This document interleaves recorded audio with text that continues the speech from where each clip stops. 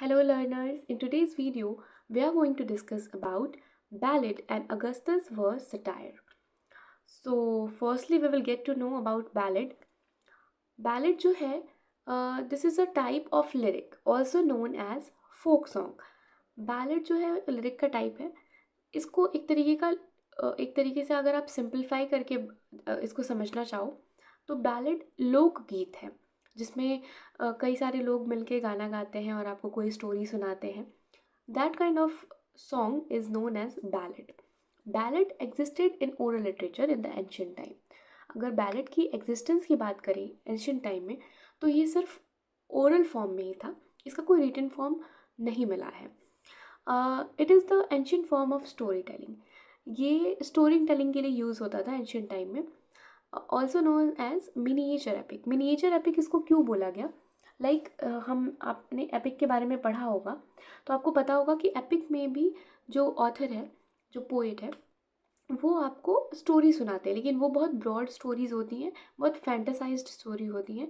लेकिन यहाँ बैलेड में आपको स्टोरीज बताई जाएंगी पर वो बहुत शॉर्ट स्टोरी होगी. ओके, इसलिए इसको मिनिएचर एपिक कहा गया है. The term ballad derived from the medieval French word ballade and ballad which were originally dance song. अगर बैलेड वर्ड की बात की जाए तो ये फ्रेंच वर्ड से ओरिजिनेटेड है जिसका मतलब होता है dance song. The earliest ballad were produced in Spain and France starting in 13th century. जो सबसे पहला बैलेड था वो स्पेन और फ्रांस में लिखा गया. ओके, वो भी कब? 13th सेंचुरी में. These ballad were expression of romantic love, often telling the story of poet meeting and falling in love with his beloved. ये जो बैलेड्स होते थे जो 13th सेंचुरी या फिर स्टार्टिंग में लिखे गए हैं उसमें अक्सर पोएट के उसके बिलवेड से मिलने और उनके प्यार के बारे में स्टोरीज होती थी उन बैलेड्स में. बैलेड के कैरेक्टरिस्टिक्स जो है वो है written in quatrain, short narrative poems, narrates religious, mythological, historical और वॉर स्टोरीज. इसकी कैरेक्टरिस्टिक ये है कि ये क्वाट्रेन्स में लिखे जाते हैं. बहुत छोटे नैरेटिव पोएम होते हैं क्योंकि ये स्टोरी नरेट करते हैं इसलिए नैरेटिव पोएम है. ये रिलीजियस, मैथोलॉजिकल, हिस्टोरिकल और वॉर टाइम की स्टोरीज़ को नरेट करते हैं. It has character and plot line. क्योंकि ये स्टोरीज़ है, स्टोरीज़ जो हैं वो पोएम के थ्रू आपको बताई जा रही है इसलिए इसमें कैरेक्टर्स भी होते हैं और उनकी प्लॉट लाइन भी होती है. कैरेक्टर है, प्लॉट लाइन है तो of course there is dialogues. Musical quality होती है इसकी, इसको गा के सुनाया जाता है लोगों को.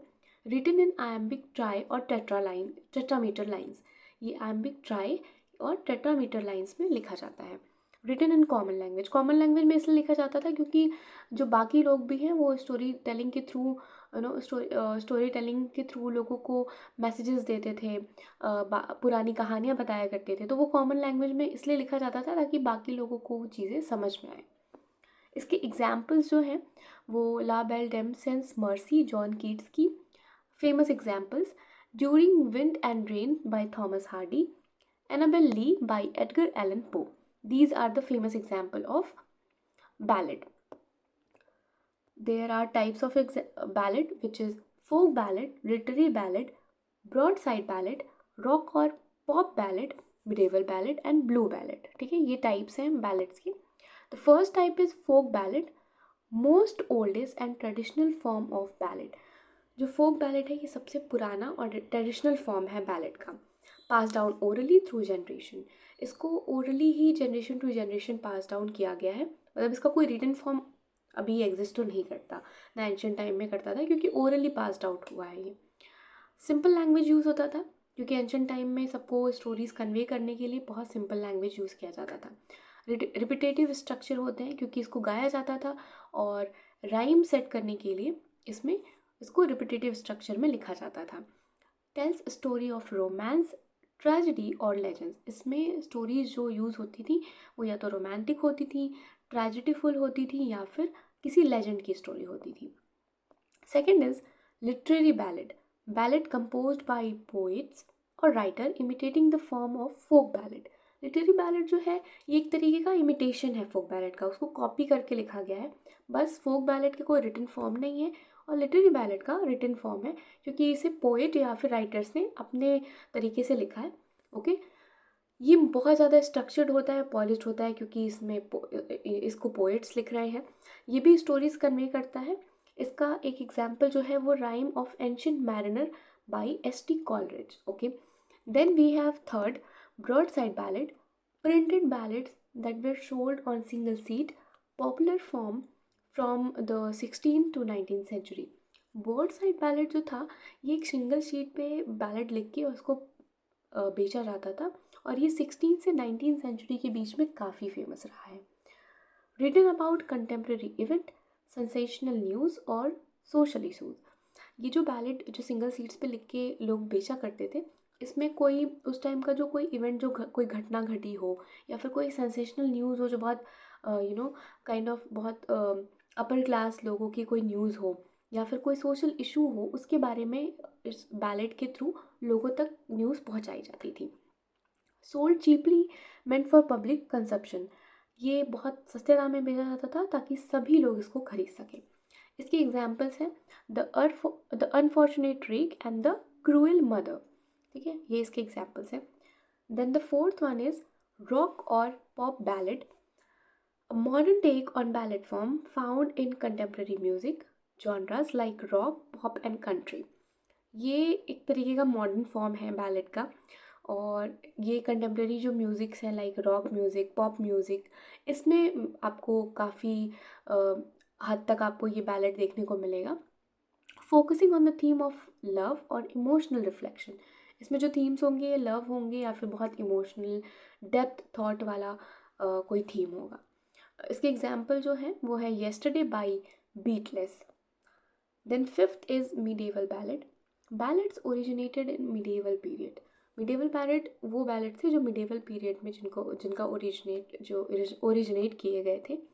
एसोसिएटेड विद शिवलिक टेल्स और हिस्टोरिकल इवेंट्स। ये शिवलिक टेल्स मतलब कोई किंग या क्वीन की स्टोरी, या फिर कोई हिस्टोरिकल इवेंट जो वॉर टाइम में हुआ हो, किसी सोल्जर के बारे में हो, ऐसे इवेंट से रिलेटेड बैलेड होते थे। Focus on the theme of heroism, battles and loyalty. So मैंने जैसे कि कहा कि ये हिस्टोरिकल इवेंट्स पे बेस्ड होते थे, इसलिए इसके थीम भी हीरोइज्म, बैटल्स और लॉयल्टी, इन सब चीज़ों पे बेस्ड होते थे। Language and meters are influenced by medieval poetic tradition. इसमें जो मीटर्स या फिर जो भी लैंग्वेज यूज़ की जाती थी, वो उस टाइम की जो भी हाल फिलहाल में जो पोइटिक ट्रेडिशन चल रहे होते थे मिडेवल टाइम में, उससे इन्फ्लुएंस इसके मीटर्स या लैंग्वेज होते थे। इसका जो एग्जाम्पल है that is Robin Hood and the monk.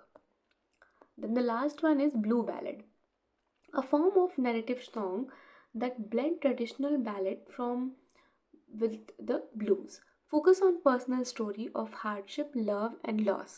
It often combines a repetitive musical structure with strong emotion narrative।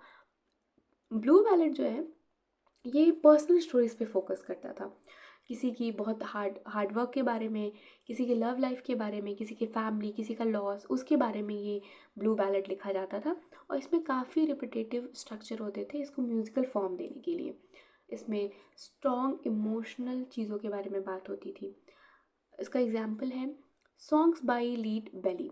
जो लीड बेली के द्वारा जो सॉन्ग्स लिखे गए हैं वो ब्लू बैलेड का एक बहुत अच्छा एग्जाम्पल है।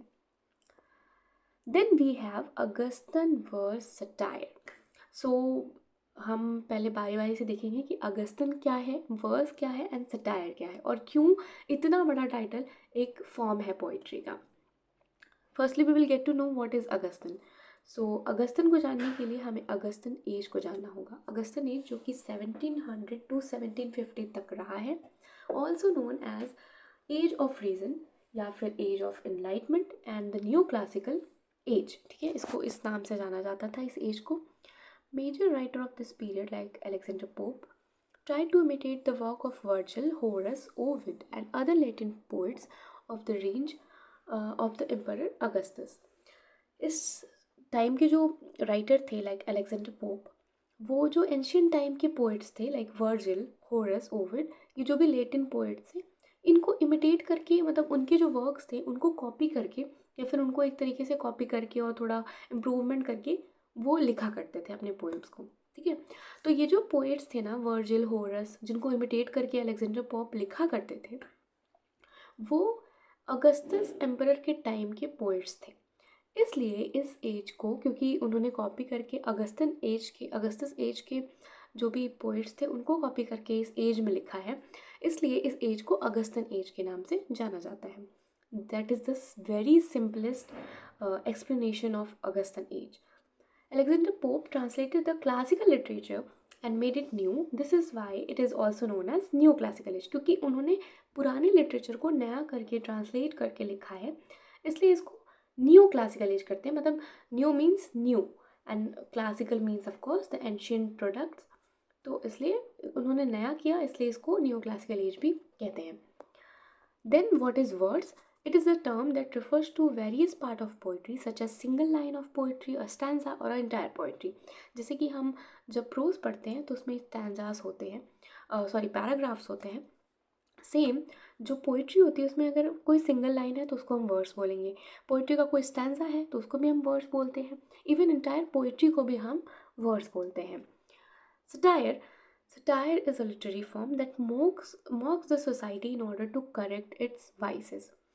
Satire जो है वो एक तरीके का लिटरेरी फॉर्म है जिसमें सोसाइटी के किसी भी which is something which is going wrong और समथिंग जो कि गलत हो रहा है सोसाइटी में, उसको मॉक किया जाता है, उसका मजाक उड़ाया जाता है, ताकि जो सोसाइटी है वो उस मजाक के थ्रू कम से कम ये समझे कि वो चीज़ वो गलत कर रही है.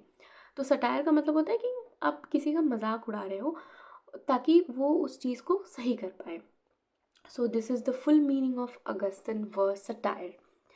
Now Augustan verse satire was the 18th century Augustan age poetic form that mocked the society in order to correct its vices. So basically Augustan verse satire जो है वो 18th century का एक poetic form था जिसमें poets जो थे वो सोसाइटी की कुछ चीज़ों को मॉक करते थे, उसका मजाक उड़ाते थे, ताकि वो उन चीज़ों को जो वो गलत तरीके से कर रहे हैं सोसाइटी, वो उसको सही कर सके. One of the most popular satiric mode during the Augustan period was the mock epic. Okay, जो सबसे पॉपुलर सटायरिक मोड था अगस्टन पीरियड में वो मॉक एपिक था.